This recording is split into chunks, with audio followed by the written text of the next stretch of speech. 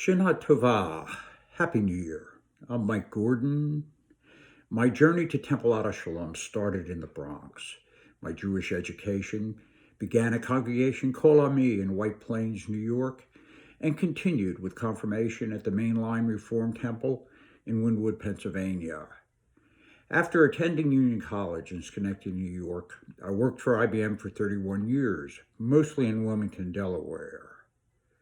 After retiring from IBM, I spent another 25 years running my own consulting company. My wife and I got into raising German Shorthair pointers, which led us to a home in the woods near the Elk Neck State Forest. It turned out to be a great place to raise 4 kids, who in turn have blessed me with 7 grandchildren, ranging in age from the 7-year-old twins to the oldest at 22.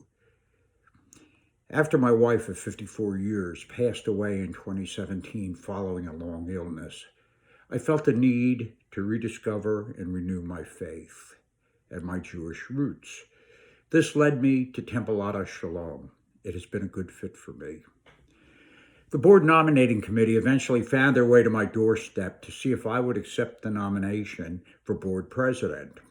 I had mixed emotions, as although I was well prepared from a board experience point of view, including 10 years on the Cecil County Public Schools Board of Education, I was weak in terms of ritual and Torah understanding.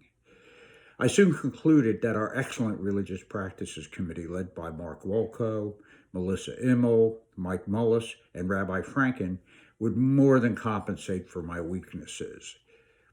Over the last several months, we've been talking about what we will look like after this pandemic. We will be different. We've discussed at some length how to go about renewing our mission statement. We've also begun to articulate a value proposition based on our spiritual strengths and the deep sense of community that we value. We have decided that we will use the pandemic as an opportunity to examine what we do well and what we could do better. Our major focus has been on membership committee function and what it should look like in the future. Our preliminary conclusion is that the primary function of the membership committee should be engaging the congregation, creating connections between congregants, and deepening relationships. Success will not be measured by head counts or fundraising, but will be determined by how well we engage you, our congregants, in meaningful Jewish experiences.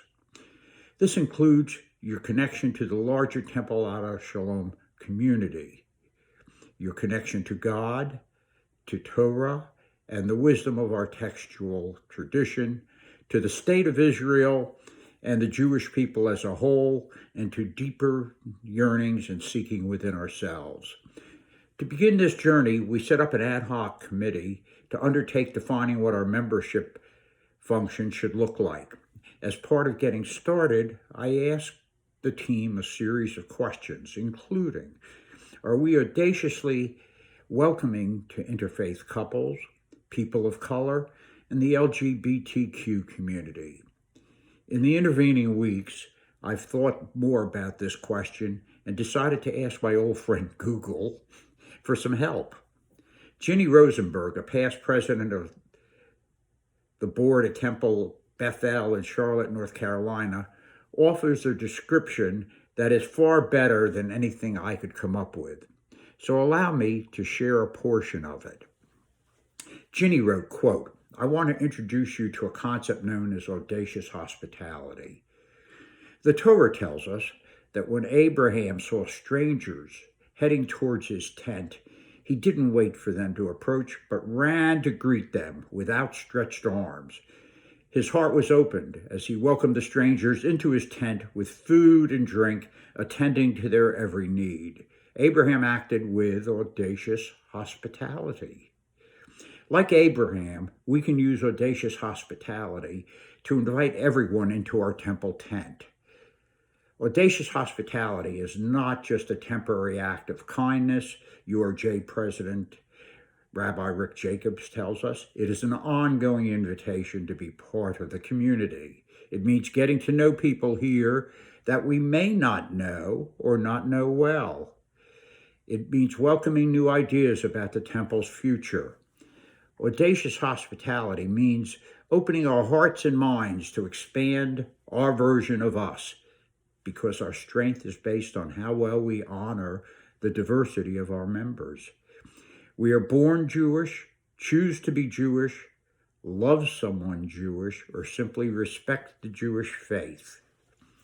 Our roots are worldwide, and we are a rainbow of skin color and ethnicity.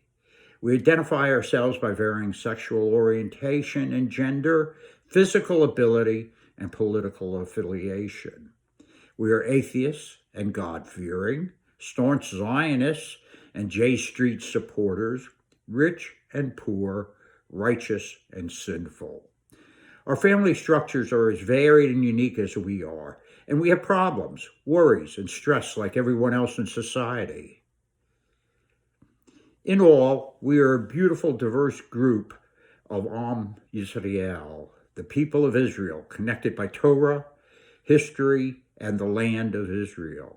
We share a common bond because we are living Jewish lives. We are a people, a community. To embark on a journey of audacious hospitality will require some soul-searching and bold thinking. It will require us to learn from each other, examine our biases, act with courage and compassion, stay engaged, speak honestly, and let everyone's voice be heard. Unfortunately, at times out of necessity, our doors are locked. It is not the best way to put out the welcome mat. Making concessions to our safety is a reality of life today, but it does not stifle the spirit of community once you are inside. The high holy days are a time to take stock of ourselves, to recommit ourselves to promises made, and to embark on new possibilities. This is a time for renewing individual goals and community goals. There is a place at the table for everyone who wants to embark on strengthening the community of our temple. Let's go forward together, audacious, with open hearts and open minds. End quote. Well said, Jenny. The Membership and Engagement Committee, in partnership with Adult Education, Caring, Social Action, and Social Committees, will be undertaking a number of initiatives aimed at engaging you in many aspects of Jewish life, creating connections, and forming new relationships. Some of these initiatives will succeed, and some will fail. We will learn from the failures and launch additional initiatives. You will see us experimenting and taking risks aimed at ensuring the sustainability of our Jewish community and temple. As we take the next steps in this journey, I look forward to hearing your ideas about things we could be doing to make your Temple Ada Shalom experience more valuable. We will be doing all that we can to keep all of you fully engaged in the Temple Ada Shalom community while doing everything we can to ensure your safety and good health. I'm asking for your commitment to produce our own brand of audacious hospitality. I wish you the very best in this new year. Lashana Tova.